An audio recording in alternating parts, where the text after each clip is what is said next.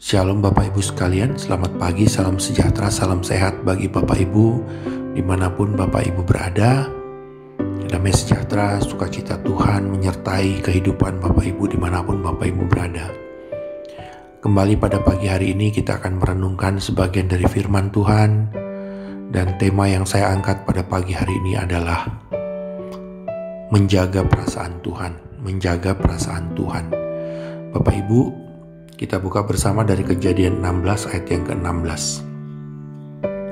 Di situ dikatakan, Abram berumur 86 tahun ketika Hagar melahirkan Ismail baginya. Dan ayat yang pertama dari Kejadian pasal 17 tertulis, ketika Abram berumur 99 tahun, maka Tuhan menampakkan diri kepada Abram dan berfirman kepadanya, "Akulah Allah yang Maha Kuasa, hiduplah di hadapanku dengan tidak bercela." Bapak Ibu sekalian, kalau kita mengamati dari kedua ayat ini, maka ada hal yang cukup menarik yang bisa kita lihat di sini. Kalau di dalam ayat yang terakhir dari Kejadian pasal 16, Abram itu baru berusia 86 tahun, maka di dalam ayat yang pertama, pasal yang ke-17, Abram itu sudah berusia 99 tahun. Sehingga ada 13 tahun masa hidup Abram yang tidak tercatat di dalam Alkitab. Ya, Alkitab tidak menuliskan bagaimana keberadaan atau kondisi hidup Abram selama 13 tahun itu. Atau dengan kata lain, seakan-akan 13 tahun masa hidup Abram itu menjadi tidak penting untuk ditulis, untuk dibahas. Dan di dalam pasal 17 ayat yang pertama yang barusan sudah kita baca tadi, ketika Tuhan menampakkan diri kepada Abram, Tuhan menampakkan diri dengan kalimat teguran. Di situ dikatakan, hiduplah di hadapanku dengan tidak bercela. Seakan-akan Tuhan ingin menyatakan bahwa 13 tahun masa hidup Abram itu membuat Tuhan tidak nyaman. Ya, membuat Tuhan itu tidak nyaman.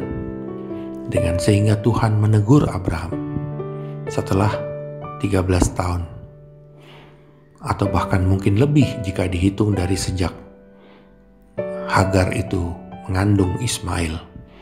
Bapak Ibu, apa sebenarnya yang terjadi? Rupa-rupanya kalau kita kembali membaca atau membaca penuh dari pasal 16 kejadian tersebut, itu adalah suatu masa di mana Abram pada saat itu mengambil Hagar sebagai istrinya atas desakan Sarai demi mendapatkan keturunan. Ya. Dan setelah itu kisah ini berlanjut ketika Hagar itu terusir dari keluarga atau dari tempat tinggal Abram, ya, terusir. Kejadian-kejadian ini rupanya membuat Tuhan itu merasa tidak nyaman terhadap kehidupan Abram. Nah, Bapak Ibu sekalian, sebagai umat perjanjian baru pun sebenarnya yang menjadi perenungan kita pada pagi hari ini, kalau kita sering menyanyikan lagu Allah mengerti, Allah peduli, ya Allah itu baik dan seterusnya, apakah kita juga mengerti perasaan Tuhan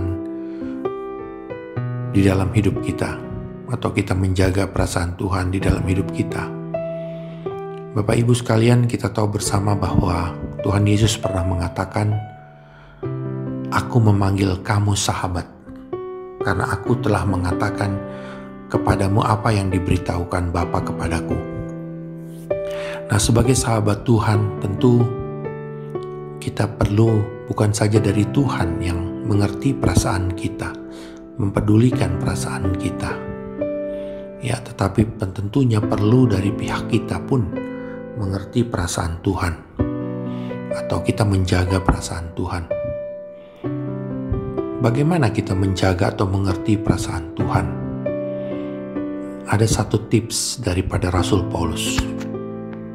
itu kita berusaha hidup berkenan kepada Tuhan.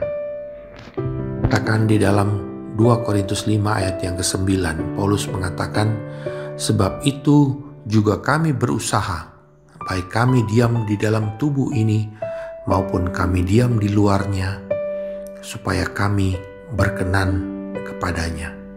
Bapak Ibu sekalian, jika memang kita mengasihi Tuhan, tentulah kita akan berusaha supaya Tuhan itu nyaman melihat kehidupan kita. Tidak saja kita mengharapkan Tuhan menolong kita, memberkati kita, membuat mujizat, membuka jalan dalam hidup kita, dan seterusnya. Tetapi kita juga berusaha untuk menyenangkan hati Tuhan. Sebagai umat perjanjian baru, Paulus mengatakan, biarlah kita itu hidup berkenan bagi Tuhan. Artinya, pengiringan kepada kita kepada Tuhan itu bukan hidup kita yang menjadi pusat, bukan semata-mata keinginan-keinginan kita yang menjadi pusat. Karena jika demikian adanya, maka kita akan cenderung memanfaatkan Tuhan sebatas untuk menyenangkan kehidupan kita atau membahagiakan kita. Tetapi jika kita menjadikan Tuhan sebagai pusat, maka kita akan berusaha untuk menyenangkan hati Tuhan. Disitulah kita akan mulai bertumbuh.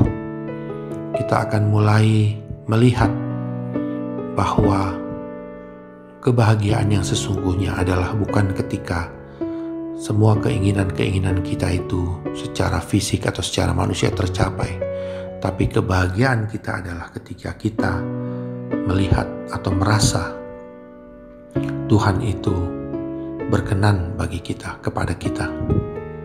Untuk itu kita perlu terus-menerus membangun hubungan yang intim dengan Tuhan. Kita terus-menerus perlu untuk menjaga perasaan Tuhan di dalam hidup kita. Kita berusaha memastikan apapun yang kita lakukan atau kita ucapkan itu menyenangkan hati Tuhan. Bapak Ibu sekalian, inilah yang menjadi perenungan kita pada pagi hari ini. Saya yakin dan percaya bahwa umat Allah yang dewasa, umat Tuhan yang dewasa, itu tidak mempersoalkan apa yang Tuhan bisa lakukan dalam kehidupannya. Tetapi yang dipersoalkan adalah apakah kita sudah hidup berkenan bagi Tuhan. Sekali lagi, sebagai umat Tuhan yang dewasa, rohani, tentu saja kita tidak lagi mempersoalkan apakah yang Tuhan bisa lakukan dalam hidup kita, tapi sebaliknya kita mempersoalkan apakah hidup kita sudah berkenan di hadapan Tuhan.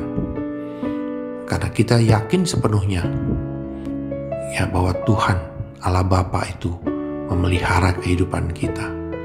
Kitalah yang ingin terus-menerus diperbaharui dari hari ke hari untuk semakin berkenan di hadapannya. Demikian firman Tuhan pada pagi hari ini, Bapak Ibu sekalian. Mari kita berdoa. Tuhan Yesus, pada pagi hari ini terima kasih.